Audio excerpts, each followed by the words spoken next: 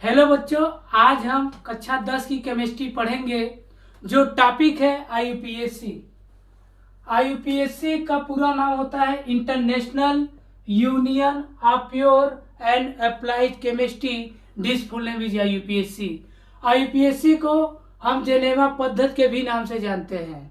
इसकी खोज सन 1892 ईस्वी में किया था। इसके जो खोजकर्ता हैं जेनेवा नाम वैज्ञानिक ने किया था। अब इसमें कंसेप्ट है रूट वर्ड। रूट वर्ड में जो होता है कार्बन, अगर एक कार्बन है तो मेथ होता है, और दो कार्बन है तो एथ होता है, तीन कार्बन है तो प्रोप होता है, उसी प्रकार चार कार्बन है तो ब्यूट होता है, पांच कार्बन है तो पेंट होता है, और छह कार्बन है तो हेक्स होता है। तो इस प्रकार हम कह सकते हैं कि जो आईयूपीएससी होता है कार्बन की संख्या के आधार पर डिपेंड करता है या निर्भर करता है। उसी प्रकार क्रियात्मक समूह में देखें, CHO का मतलब होता है अल होता है, OH का मतलब आल होता है, और COOH का मतलब ओइक एसिड होता है। इस प्रकार आईयूपीएससी कार्बन की संख्या और क्रियात्मक समूह के आधार पर निर्भर करता है। जैसे हम एग्जाम्पल लेते हैं, एग्जाम्पल में देखो अल समूह के लिए CHCHO, इसमें नंबर ऑफ कार्बन एक है, एक कार्बन के लिए मेथ होगा, इसलिए हमने यहाँ मेथ लिख लिया। और CHO है तो CHO का मतलब अल होता है, यहाँ पर है ना CHO अल, इसलिए मेथ धन अल बड़ा क्या हो गया, मेथेनल हो गया आईयूपीएससी ने।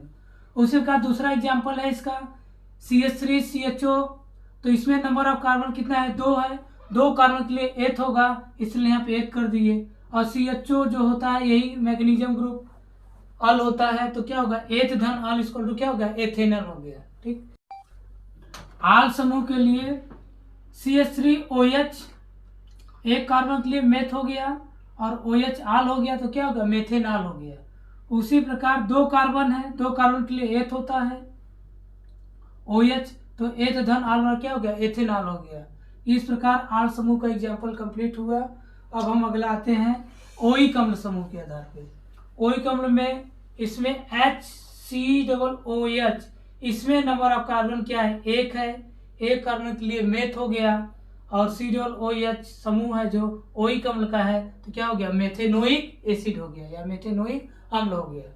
उसी प्रकार दूसरा एग्जाम्पल है CH3COOH, दो कार्बन के लिए एथ हो गया रूट वर्ड, और COOH क्रियात्मक समूह जो है ओइक अम्ल हो गया, इसलिए एथ धन ओइक अम्ल और क्या हो गया एथेनोइक एसिड। इस प्रकार आपका कंप्लीट हुआ सब एग्जाम्पल आल के लिए और ओइक अम्ल के लिए। इस प्रकार आईयूपीएससी में हमने आपको नियम बता दिया, नियम में आपको क्रियात्मक समूह रूट वर्ड बता दिया, और उन तीनों रूट वर्ड के आधार पर या तीनों क्रियात्मक समूह के आधार पर हमने आपको एग्जाम्पल बताया। एग्जाम्पल में अल समूह के लिए बताया, आल समूह के लिए और ओइक अम्ल के लिए बताया। ये तीनों प्रकार के हमने आपको एग्जाम के दृष्टि से, जो एग्जाम में मेन क्वेश्चन आते हैं उसी दृष्टि से हमने आपको दो एग्जाम्पल करा दिए, और आपके बोर्ड परीक्षा के लिए बहुत ही इंपॉर्टेंट है।